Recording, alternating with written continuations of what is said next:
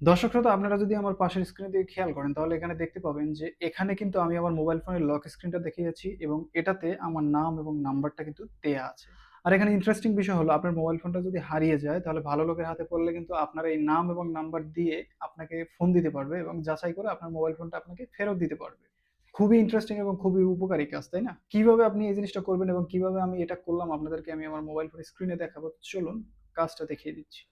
ওকে, তো দর্শক শ্রোতা, আমাদেরকে এই সেটিংসটা করার জন্য সর্বপ্রথমে চলে যেতে হবে আমাদের মোবাইল ফোন থেকে সরাসরি সেটিংসে। তো আমি এখানে সেটিংসে চলে আসলাম, সার্চ বারের উপরে ক্লিক দিলাম, তারপর এখানে আমি সেটিংস লিখে সার্চ করলাম। আমাদের সামনে ঠিক এরকমই একটা ইন্টারফেস চলে আসবে এবং এখানে আমরা দেখতে পাচ্ছি, আপনারা একটু খেয়াল করলে দেখতে পাবেন, এখানে স্ক্রল করে নিচে গেলে আপনারা একটা অপশন পাবেন যেটার নাম হচ্ছে ডিসপ্লে অ্যান্ড টাচ। জাস্ট এটার উপরে এটা ক্লিক করে দিতে হবে।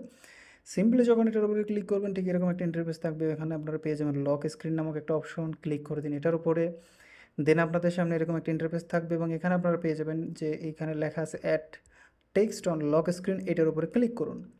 তারপরে এখানে আপনি আপনার নামটা লিখে দিন। আমি আমার নামটা লিখে দিয়েছি। তারপরে এখানে নিচে আমি আমার নাম্বারটা দিয়ে দেবো, ঠিক আছে?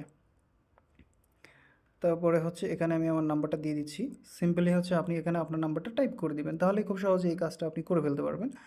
যেমন আমি এখানে আমার নাম্বারটা দিয়ে দিলাম।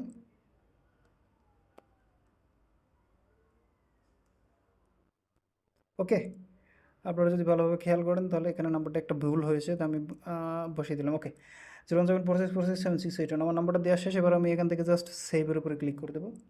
এবার আমি জাস্ট কী করব, এই অপশনটাকে অফ করে দিচ্ছি। বাস, আমার কাজ শেষ। আপনারা কিন্তু লক স্ক্রিন অবশ্যই দেখতে পেয়েছেন যে কীভাবে আমি কাজটা করেছি।